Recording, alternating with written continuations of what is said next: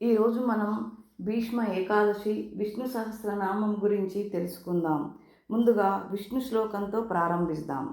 శాంతాకారం భుజగశయనం పద్మనాభం సురేశం విశ్వాధారం గగన సదృశ్యం మేఘవర్ణం శుభాంగం లక్ష్మీకాంతం కమలనయనం యోగి హృద్యానగమ్యం వందే విష్ణుం భవభయహరం సర్వలోకైకనాథం. మన భారతీయ ధర్మంలో త్యాగానికి ధర్మనిష్టకు ప్రతీకగా నిలిచిన మహానుభావుడు భీష్మ పితామహుడు. ఆ భీష్ముడు తన చివరి శ్వాసల్లో లోకానికి మోక్ష మార్గాన్ని చూపిన పవిత్ర తిథి భీష్మ ఏకాదశి. ఈరోజు ఎందుకు అంత ప్రత్యేకం? విష్ణు సహస్రనామాలకు ఈ రోజుతో ఉన్న సంబంధం ఏమిటి? ఇప్పుడు స్పష్టంగా తెలుసుకుందాం.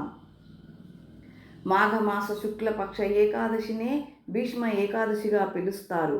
కురుక్షేత్ర యుద్ధానంతరం అంపశయ్యపై ఉన్న భీష్మ పితామహుడు ఉత్తరాయణ పుణ్యకాలం రాగానే శ్రీకృష్ణుని స్మరణలో ప్రాణాలను విడిచాడు.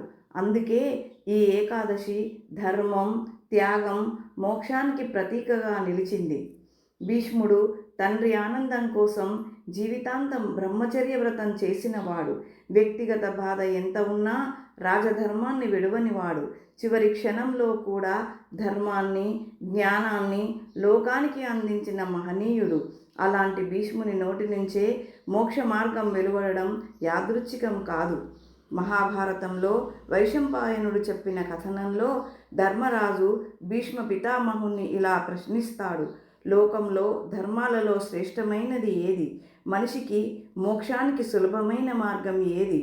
ఈ ప్రశ్నకు సమాధానంగా శ్రీకృష్ణుని సన్నిధిలో భీష్మ పితామహుడు విష్ణు సహస్రనామాలను ఉపదేశించాడు. చాలామందికి ఒక సందేహం ఉంటుంది: విష్ణు సహస్రనామాలు ఈరోజే రచింపబడ్డాయా, లేదా ఈరోజే దేవుడు పలికాడా? శాస్త్రపరంగా చూస్తే అవి కాదు. కానీ ఈరోజునే లోకానికి ఉపదేశ రూపంలో భీష్మ పితామహుని నోటి ద్వారా విష్ణు సహస్రనామాలు వెలువడ్డాయి. అందుకే భీష్మ ఏకాదశి సహస్రనామాలకు అత్యంత పవిత్రమైన రోజు. ఈ విష్ణు సహస్రనామాలను గురించి మహాభారతంలో అనుశాసనిక పర్వంలో 149వ అధ్యాయంలో ఉన్నవి. ఇప్పటికీ మనం విష్ణు సహస్రనామాలు పఠించేటప్పుడు శ్రీ భీష్మ ఉవాచ అని మొదలు పెడతాం. ఎందుకంటే ఈ సహస్రనామాలు లోకానికి మొదటగా భీష్మ పితామహుని వాక్చితిలో నుంచే ఉపదేశించబడ్డాయి. భీష్మ ఏకాదశి మనకు చెప్పే సందేశం ఒక్కటే: త్యాగం చేసిన వాడికి మోక్ష మార్గం తెలుస్తుంది. ఈ పవిత్రమైన రోజున విష్ణు సహస్రనామాలు పఠిస్తే మన జీవితం కూడా ధర్మబాటలో నడుస్తుంది. జై శ్రీమన్నారాయణ.